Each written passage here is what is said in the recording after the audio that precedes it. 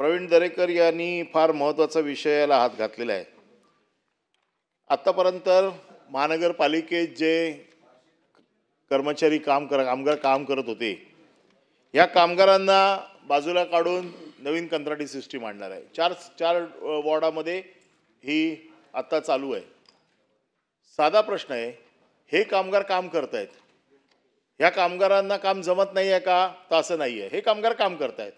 असं काय स्पेशल आहे की ज्याच्यासाठी ही वेगळी टेंडर काढून वेगळी कंत्राट योजना आणून आपण काय वेगळं साधणार आहात? आमच्या माहितीप्रमाणे जी कॉस्ट फायनान्शियल शीट आम्ही बघितली, त्याच्यामध्ये ह्या कामगारांच्या माध्यमातून काम केलं तर महानगरपालिकेला 900 कोटी रुपये लागतात। आणि आपण जे टेंडर आणणार आहोत त्याची कॉस्ट शीट बघितली तर हे 4000 कोटीपेक्षा वरती जाते किंमत। आपण बरोबर हुशारीने तो कचऱ्याचा हे सांगितला, त्याचं कॅल्क्युलेशन आपण केलेलं नाही आहे, पण माझ्याकडे महानगरपालिकेची फायनान्शियल कॉस्ट शीट आहे ज्याच्यावरती किती एस्टिमेटेड खर्च आपला होतो आणि ह्या टेंडरच्या माध्यमातून टेंडर बनतंय। मी टेंडरमध्ये अजून काय बोललो नाही आहे, कारण हे टेंडर कोणाच्या घशात जाणार आहे ना हे आम्हाला माहिती आहे, पण अजून टेंडर फ्लोट झालेलं नाही आहे। नाही, प्रसादचं नाही आहे, तर प्रसादचं असतं तर आम्ही काढलंच नसतं। हा कोणाच्या घशात जाणार आहे हे आम्हाला माहिती आहे, पण आम्ही ह्याच्यावर आत्ता बोलत नाही आहे कारण अजून टेंडर फ्लोट नाही झाले, पण टेंडरची प्रक्रिया चालू आहे त्याच्यामुळे तिकडची माहिती आम्हाला मिळते। हे आत्ताच का करताय? कारण आता मुंबई महानगरपालिकेच्या निवडणुका झाल्या तर मग हे करता येणार नाही। प्रशासनाच्या माध्यमातून आता हे सहज शक्य आहे। एकदा स्टँडिंग कमिटी तिकडे आली की स्टँडिंग कमिटीच्या परवानगीशिवाय येऊ शकत नाही, म्हणून आता घाई करून कामगारांचा बळी देऊन कोणाचा तरी खिसा भरण्याचं हे काम आहे, असा माझा स्पष्ट आरोप आहे।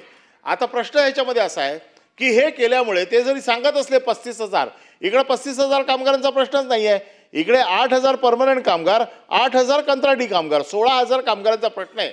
त्यांनी सांगितलंय की आम्ही वेगवेगळ्या डिपार्टमेंटला त्यांची बदली करून टाकू, घनकचरा दुसरं काम देऊ त्यांना। अरे त्यांच्याकडे काम आहे आत्ता, मग त्यांचं काम काढून हे प्राणायाम कसं करताय उलटं असं की आहे त्यांचं काम काढायचं, नवीन कंत्राट द्यायचं, आहे त्या लोकांकडनं काम करून घ्या। हे काय अतिरिक्त कामगार नाही आहेत, उद्या हे झाल्यामुळे हे कामगार अतिरिक्त होतील आणि मग हे कामगार जर अतिरिक्त झाले तर यांना काढतील। हे केल्यामुळे त्यांचा लाडपागे समितीच्या शिफारसींमुळे त्यांना मिळणारा बेनिफिट, त्यांच्या सगळ्या ज्या काही हक्काच्या गोष्टी आहेत ह्या सगळ्या मारल्या जाणार आहेत। आणि माझा स्पष्ट म्हणणं असं आहे की 900 कोटी रुपये ज्याची एस्टिमेटेड कॉस्ट आहे हे काम करण्याची, त्याच्याऐवजी 4000 कोटी प्लस टेंडर काढणार आहोत। म्हणून कामगारांच्या गळा कापायचं काम करू नका। आपण हे सगळं बघून ही सगळी माहिती खरी आहे असं समजून हे टेंडर काढणार नाही आणि आहे त्या कामगारांना आम्ही सुरक्षित करू, अशा प्रकारचं आपण सभागृहात आश्वासन देणार का?